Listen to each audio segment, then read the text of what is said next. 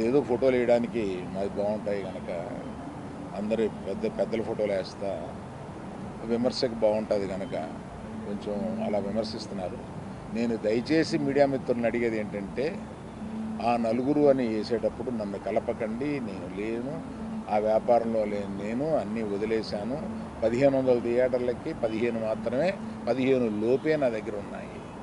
అవి కూడా త్వరలో నా దగ్గర ఉండవు, వద్దని చెప్పాను. అది ప్రథమంగా మీకు అందరికీ చెప్పడం కోసం ఈ మీటింగ్ పెట్టాను. అది కాకుండా నా వృత్తి గత 50 ఏళ్ళుగా సినిమాలు తీయడం. నేను ఆ వృత్తిని నమ్ముకుని ఉన్నాను. ఇది మధ్యలో ఉన్న చిన్న అవకాశం లాంటిది ఏదో వచ్చింది, ఇది నాకు సరిపోదు అని అనుకుని నేను బయటకు వచ్చేసాను. 1వ తారీఖు నుంచి మేము థియేటర్లు మూసేస్తాం అన్న దీని మీద ఆంధ్రప్రదేశ్ మన సినిమాటోగ్రఫీ మినిస్టర్ గారు రియాక్ట్ అయిన విధం చాలా సమంజసమైందని నేను ఫీల్ అవుతున్నాను. ఎందువల్లంటే నాకు కూడా మీరు ఆన్ రికార్డ్ చెప్తున్నాను, ఈ థియేటర్లకు సంబంధించిన ఏ మీటింగ్లోనూ నేను వెళ్ళలేదు. నేను కావాలని వెళ్ళలేదు, నాకు ఇష్టం లేదు. ఈ థియేటర్కి సంబంధించి 3 మీటింగులు జరిగినాయి. 3 మీటింగ్లకి నేను వెళ్ళలేదు. వెళ్ళకపోగా మా గీతా ఫిల్మ్ డిస్ట్రిబ్యూటర్స్ని కానీ అదర్ అసోసియేటెడ్ ప్రొడ్యూసర్స్ కానీ ఎవరిని వెళ్ళొద్దు అని చెప్పాను. కారణం ఏంటంటే, థియేటర్స్ నిజంగానే స్టాండ్ అలోన్ థియేటర్స్కి చాలా కష్టాలు ఉన్నాయి. ఆ కష్టాలు ఉన్నప్పుడు అవి వచ్చి డిస్కస్ చేసుకుని ఇండస్ట్రీ పెద్దలతో ఛాంబర్ అని ఒకటి ఉంది, గిల్డ్ అని ఉంది, వీటిని అప్రోచ్ అయ్యి అందులో డిస్కస్ చేసుకుని సమస్యలు సామరస్యంగా కుదరకపోతే అప్పుడు ప్రభుత్వానికి వెళ్ళి ప్రభుత్వం చెప్పుకున్నాం. ఎక్కడో ఏదో కుదరక అన్నీ ఫెయిల్ అయినప్పుడు, అయితే అన్నీ ఫెయిల్ అయినాయి కనుక మేము మూసుకుంటున్నాము, 1వ తారీఖు నుంచి మేము మూసేస్తాము అని అంటున్నారు. మూసేయడానికి ఏకపక్షంగా మీరు తీసుకునే ఈ నిర్ణయానికి నేను వెళ్ళి అక్కడ కూర్చుని మాట్లాడను అని నాకు చిరాకు కలిగి నేను వెళ్ళా. ఇది మీరు ఏమన్నా ఆ సమస్యని డిస్కస్ చేసిన తర్వాత ఒక సామరస్యమైన ఒక కంక్లూషన్ రాకపోతే చేయాల్సింది మేము మూసేస్తున్నాము. ఏమంటే పవన్ కళ్యాణ్ సినిమా రిలీజ్గా రాబోతుండగా మేము సినిమాలు మోస్తాము అనేది దుస్సాహసం చేయకూడదు. ఆ దుస్సాహసానికి మీరు ముందడుగు వేయకూడదు. అది పెద్దలు కానివ్వండి, చిన్నలు కానివ్వండి చెప్తున్నాను. ఎందుకంటే మన ఇండస్ట్రీ నుంచి వెళ్ళి మన ఇండస్ట్రీ నుంచి ఎవరు ఏది అడిగినా హెల్ప్ చేస్తున్న మనిషి ఆయన. ఆ రోజు మేము అశ్విని దత్ గారి కోసం కొద్దిమంది కలిపి వెళ్ళాం పవన్ కళ్యాణ్ గారిని కలవడానికి. అశ్విని దత్ గారి సినిమా వస్తుంది, దానికి కాస్త రేట్స్ ఇప్పించండి అని చెప్పి అడగడానికి. అప్పుడు ఆయన హింట్ చేశారు, చంద్రబాబు నాయుడు గారిని కలిశారా, మీరు ఛాంబర్ తరపున వచ్చి కలవండి. ఆ తర్వాత ఆ కమ్యూనికేషన్లో ఏం జరిగిందో ఏంటో ఆ తర్వాత ఎవరు దాన్ని పట్టించుకోలేదు. నేను ఒకళ్ళిద్దరితోటి ప్రస్తావిస్తే, చంద్రబాబు నాయుడు గారు మాకు తెలిసిన ఆయనే కదా, పవన్ కళ్యాణ్ గారు మాకు తెలిసిన ఆయనే కదా, మేము వెళ్ళి పని చేయించుకుంటున్నాం అన్నారే తప్ప ఛాంబర్ వారు కానీ ఏ సంస్థ కానీ వెళ్ళి అఫీషియల్గా మనం అందరం వెళ్ళి కలిసి కష్టం వచ్చినప్పుడు కలవడం వేరే. కష్టం వచ్చినప్పుడు ఇప్పుడు మనం అసలు ప్రభుత్వం వచ్చిన తర్వాత వెళ్ళి మనం కలవాలి కదా, కలవలేదు. పవన్ కళ్యాణ్ గారు హింట్ చేసినా కూడా అది జరగలేదు. నిన్న ఎవరో మాట్లాడుతూ,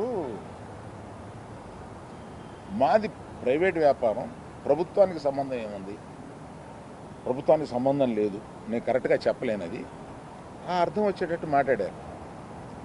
ఏమండి, ప్రభుత్వానికే సంబంధం లేకపోతే 2 సంవత్సరాల క్రితం పెద్ద వాళ్ళందరూ ఇక్కడి నుంచి కదిలిళ్ళి గత చీఫ్ మినిస్టర్ ఎందుకు కలిశారండి? ప్రభుత్వానికి సంబంధం లేకపోతే. ఏ వ్యాపారం అయినా సవ్యంగా చేసుకోవాలంటే ప్రభుత్వంతో సహకారం లేకుండా అది జరగదు. అటువంటిది ప్రభుత్వంతో సంబంధం ఉంది, మాది ప్రైవేట్ వ్యాపారం. ఇది సరికాదు. ప్రభుత్వంతో సంబంధం ఉంటుంది, ప్రభుత్వం కోఆపరేషన్ కావాలి. ఒకటే ఎగ్జాంపుల్, వాళ్ళ కోఆపరేషనే అక్కర్లేకపోతే మనలో పెద్ద పెద్ద వాళ్ళందరూ వెళ్ళి ఎందుకు కలిశారు, గత చీఫ్ మినిస్టర్ని ఎందుకు కలిశారు? మనకు కష్టం వచ్చిందనే కదా వెళ్ళి కలిశారు. కష్టం వస్తే కానీ వెళ్ళి కలవమా? ఒక ఫార్మాలిటీ లేదా?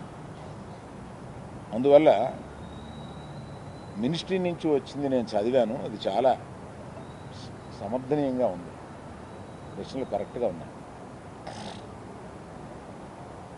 నిజంగానే సమస్యలు ఉన్నాయండి. స్టాండ్ అలోన్ థియేటర్స్కి సమస్యలు 100% ఉన్నాయి. ఇవాళ వాళ్ళ మనుగడ కూడా కొంత కష్టం అవుతుంది. ఆ మనుగడ కష్టమైనప్పుడు వాళ్ళందరూ ఏకమై వచ్చి ఏం చేయాలా అని ఒక నిర్దిష్టమైన దీంతో కాకుండా ఇట్లాగా మేము మూసుకుంటున్నాము థియేటర్లో, ఇప్పుడు మీరు మాతో సంభాషణకి రండి, అది నాకు నచ్చక నేను వెళ్ళలేదు, అందరికీ వెళ్ళొద్దు అని చెప్పాను. మీరు దయచేసి, నేను మీకు కొన్ని ప్రశ్నలు ఉంటాయి, మీరు ప్రశ్నలు అడగవచ్చు. కేవలం మనం ఈ సమస్య ఇవాళ మాట్లాడుకున్న దానికి పరిమితం చేయకపోతే జనరల్గా ఏమవుతుందంటే మీరు ఏదో అడుగుతారు, నేను ఏదో చెప్తాను, అది హెడ్డింగ్లోకి వెళ్ళిపోతుంది. అలా కాకుండా ఇవాళ హెడ్డింగ్ 1500 థియేటర్లు ఉంటే నా దగ్గర 15 మాత్రమే ఉన్నాయి, ఆ నలుగురిలో నేను లేను.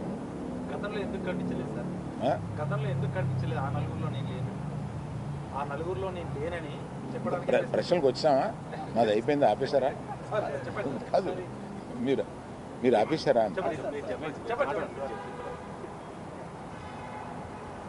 సరే, మొదలుపెట్టారుగా.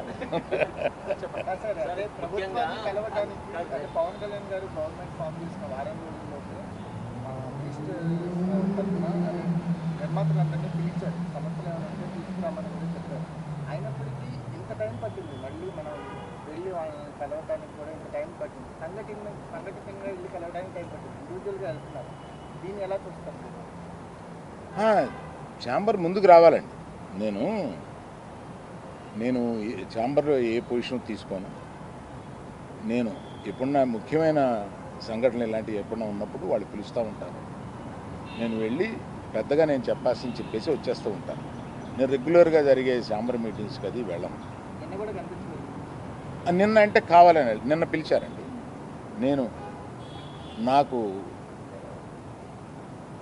మేము మూసేస్తాం, మీరు రండి మాట్లాడతాం, అది నచ్చలేదు కనుక నేను వెళ్ళలేదు. సీనియర్ ప్రొడ్యూసర్గా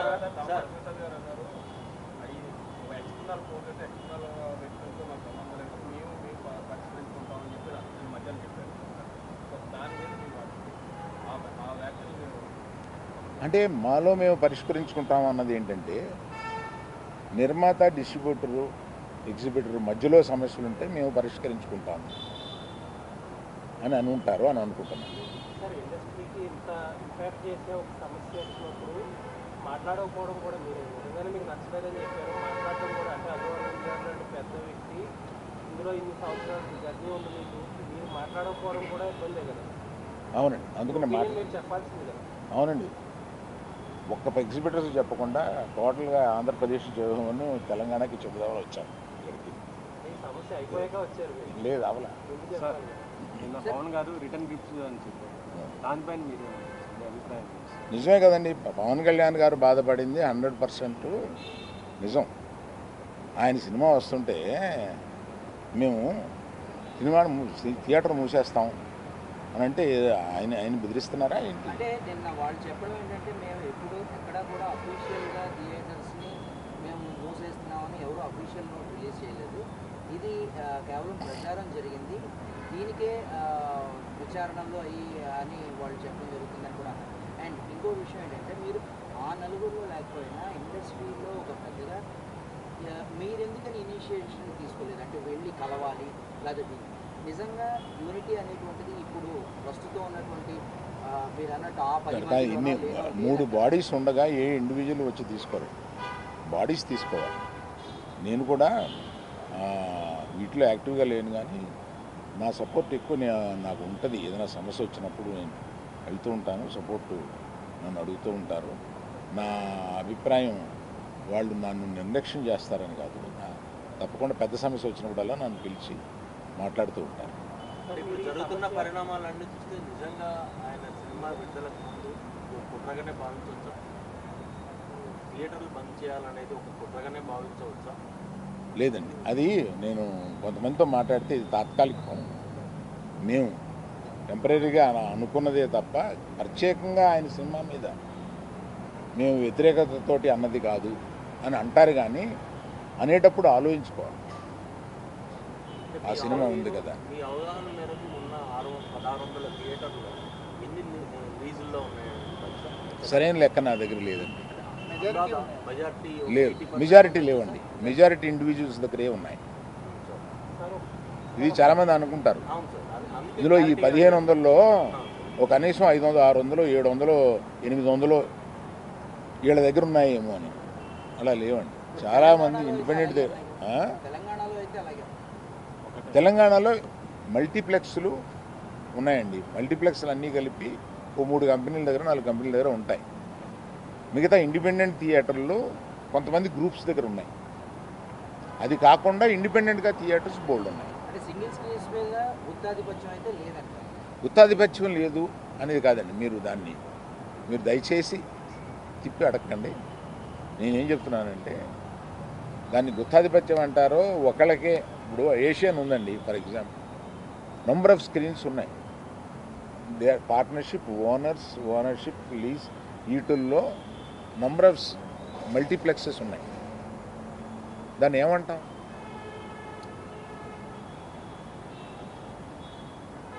మీరేదో అడుగుతున్నారు. పర్సంటేజ్ విధానం కనుక తెస్తే స్టాండ్ అలోన్ థియేటర్స్ కంటే కూడా లీజ్ ఓనర్లకు ఎక్కువ బెనిఫిట్ అవుతుంది అని ఒక టాక్ అయితే ఉంది. మీరు దానితో ఏకీభవిస్తారు? నేను ఏకీభవించట్లేదు అసలు. అప్పుడైతే థియేటర్లకి మేలు జరుగుతుందంటే అది మరి దాన్ని సపోర్ట్ చేయాల్సిందేమో. థియేటర్లకు మేలు జరుగుతుందా లేదా, మీకు కావాల్సింది ఏంటి, థియేటర్ల వారికి కావాల్సింది ఏంటి? ఇక్కడ డిస్ట్రిబ్యూటర్ అనేవాడు ఒకడు ఉన్నాడండి, అతను మర్చిపోతున్నాను. డిస్ట్రిబ్యూటర్కి ఏం కావాలో కూడా ఆలోచించాలి. నా దగ్గర నుంచి సినిమా తీసుకెళ్ళేది థియేటర్ ఓనర్ కాదు. నా దగ్గర నుంచి సినిమా తీసుకుని వెళ్ళేది ఒక డిస్ట్రిబ్యూటర్. ఆ డిస్ట్రిబ్యూటర్కి కూడా ఏం కావాలో ఆలోచించాలి. సో నిర్మాతకి ఏం కావాలి, డిస్ట్రిబ్యూటర్కి ఏం కావాలి, ఎగ్జిబ్యూటర్కి ఏం కావాలి. కాకపోతే ఒక వాదన డిస్ట్రిబ్యూటర్కి నష్టం జరిగితే ఆటోమేటిక్గా తక్కువ రేట్లు పెట్టడం, కొండం మేనేజ్మెంట్ చేస్తారా, నిర్మాతలు ఎఫెక్ట్ అవుతారు. నిర్మాతలు ఎఫెక్ట్ అయితే ఆటోమేటిక్గా రెమ్యూనరేషన్ కూడా తగ్గుతాయని కొంతమంది అంటారు. అది ఫార్ ఫెచ్డ్ థాట్. సార్ ఇప్పుడు మీరు పాప్కార్న్, ఈ కూల్ డ్రింక్స్ ఇవే రేట్ ఎక్కువ, టికెట్ రేట్ కంటే అవే ఎక్కువ ఉంటున్నాయి. దాని మీద నాకు అవగాహన లేదు. మీరు వెళ్ళినప్పుడు ఎప్పుడైనా చూసుకుంటే ఆల్రౌండరు ఈ పర్సంటేజ్ విధానం ఎంతవరకు కరెక్ట్ అంటారు? ప్రొడ్యూసర్ ప్లస్ ఎగ్జిబ్యూటర్, డిస్ట్రిబ్యూటర్ అన్నీ అదే ఛాంబర్ వారు సీరియస్గా డిస్కస్ చేస్తున్నారు కదా. ఒక నిర్ణయంలో వచ్చిన తర్వాత నేను చెప్తాను. అంటే మీకు అంటే ఎక్కువ అనుభవం సార్, కానీ మీరు చెప్పాలి. ఏపీ, తెలంగాణ, కర్ణాటకలో తప్ప మిగతా అన్ని చోట్ల కూడా ఈ పర్సంటేజ్ విధానమే నడుస్తుంది అని, కేవలం ఈ మూడిట్లో మాత్రమే ఈ రెంటల్ విధానం నడుస్తుందని కూడా అంటారు. ఏమండి, తెలుగులో మాత్రమే ఎందుకు గొప్ప సినిమాలు వస్తున్నాయి? దీనికి ఒక కారణం చెప్పగలం.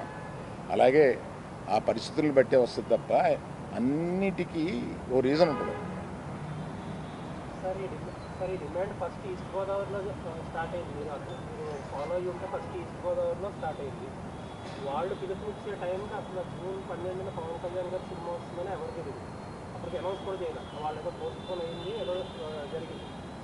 సో అసలు ఇలాంటి ఉద్దేశమే లేదు హరిహర వీరమల్లుని ఇబ్బంది పెట్టే ఉద్దేశం. కాకపోతే ఈ పర్సంటేజ్ విధానం, ఈ థియేటర్ స్ట్రైక్ని వ్యతిరేకించే వాళ్ళు తీసుకొచ్చి పవన్ కళ్యాణ్ గారు సినిమాని ఇందులోకి లాగారు. సో దట్ ఏంటంటే పవన్ కళ్యాణ్ గారు అంటే భయపడి అదర్ పార్టీ కప్పుతుందని చెప్పి అంటారు. ఏమండి, ఒకవేళ స్ట్రైక్ చేయాలనుకుంటే తర్వాత ఇంకొకసారి అయినా చేస్తారు. పవన్ కళ్యాణ్ గారి సినిమా గురించి వెనక్కి వెళ్ళిపోయిన వాళ్ళు ఇది మూసేయాలనుకున్నప్పుడు ఇంకోసారి కూడా వెళ్ళి మూయొచ్చుగా, మూస్తారు. కానీ ఈ సమస్యను డిస్కస్ చేయకుండా ఏకపక్షంగా అలా అనడం అనేదానికి నేను వ్యతిరేకం. అందుకు నేను ఆ మీటింగ్కి వెళ్ళాలి. మీరు ఇప్పుడు థియేటర్స్ మీద మీకుండే సెఫ్టీ మీకుంది, మీరు ఇప్పుడే చెప్పారు. బట్ జెన్యున్ కాజులో సఫర్ అయ్యే వాళ్ళు కూడా ఉన్నారు. ఇప్పుడు మొత్తం అదంతా సైడ్ ట్రాక్ అయిపోయి ఇప్పుడు మొత్తం పవన్ కళ్యాణ్ గారి చుట్టూరు, హరిహర వీరమల్లు చుట్టూరు తిరుగుతుంది. ఇన్ఫాక్ట్ ఆ ఇష్యూ లేకపోతే మీరు బయటకు వచ్చేవారు కాదు. దీన్ని ఎలా చూడొచ్చు అంటారు? మీరు చెప్పిన దాంట్లో ప్రశ్న ఏం లేదు, ఎలా చూడొచ్చు? అంటే ఇప్పుడు ఇష్యూ అంతా అసలు రియల్ ఇష్యూ అంతా సైడ్ ట్రాక్ అయిపోయింది, ఎవరో దాని గురించి మాట్లాడట్లేదు. ఇప్పుడు మొత్తం మాట్లాడేదంతా అది మీ అభిప్రాయం అయితే ఇక్కడికి వచ్చి చెప్పండి. సార్ ఆ నలుగురు స్ట్రైక్స్ జరిగింది సార్, పైరసీ మీద ఒకసారి, లేదా ఆర్టిస్ట్ డెమినేషన్ మీద ఒకసారి, ఇప్పుడు గేట్లు బంద్ అవుతున్నారు, ఇష్యూ ఒకటి వచ్చింది. కానీ ఏది ఒక సొల్యూషన్ పద్ధతిలో ఏం జరిగిందని, సొల్యూషన్ వైపుగా ఈ బంద్లు ఎంతవరకు ఉపయోగపడినాయి? ఏమంటే ఏది సొల్యూషన్ జరగకపోతే ఏ ట్రేడ్ బాడీస్ ఇంతకాలం నిలవవు. ఇంతకాలం నిలవడానికి ట్రేడ్ బాడీస్ మన ఛాంబర్ పెట్టి 40-45 సంవత్సరాలు అవుతుందండి, ఇంకా పైన ఉందండి, నాకు కరెక్ట్గా తెలియదు. ఈ ట్రేడ్ బాడీలో కూర్చుని చాలా సమస్యలు పరిష్కరిస్తూ ఉంటాం. గిల్డ్ కూడా ఒకటి మొదలైంది. అవును, గిల్డ్ కూడా ఒకటి మొదలైంది. ఇప్పుడు అది కూడా ప్రొడ్యూసర్స్ మెయిల్ జరిగేది అనుకుంటున్నాను. అవును. ఇప్పుడు ప్రస్తుతం గిల్డ్ వల్ల ప్రొడ్యూసర్స్కి ఎక్కువ మేలు జరుగుతుంది అని నేను అనుకుంటున్నాను. సార్ మరి భవిష్యత్తులో ఎప్పుడైనా మరి ఇండస్ట్రీ నుంచి మరి ఏపీ గవర్నమెంట్ కలవడానికి ఏమైనా అవకాశం మర్యాద కొరకుండా కూడా కలవలేదు అనేది కూడా అవునండి, దానికి నేను కూడా చాలా బాధపడతాను. జరిగే అవకాశం ఉంది. థ్యాంక్ యూ అండి. సార్ ఒక లాస్ట్ సార్, క్యూబ్ కంపెనీలో మీకు ఏమైనా వాటా ఉందా? క్యూ కంపెనీలో నాకు వాటా లేదు. క్యూబ్ మీ చేతుల్లో, యూఎఫ్ఓ సురేష్ బాబు గారి చేతుల్లో ఉంది, అందుకనే థియేటర్స్ కొంచెం సఫర్ అవుతున్నాయని బయట ఒక టాక్ నడుస్తుంది. యూఎఫ్ఓ సురేష్ బాబు గారి చేతిలో లేదు, క్యూబ్లో నేను పార్ట్నర్ కాదు. రైట్, మీకు ఎక్స్టెన్షన్ చెప్తాను, మీరు అడిగిందండి.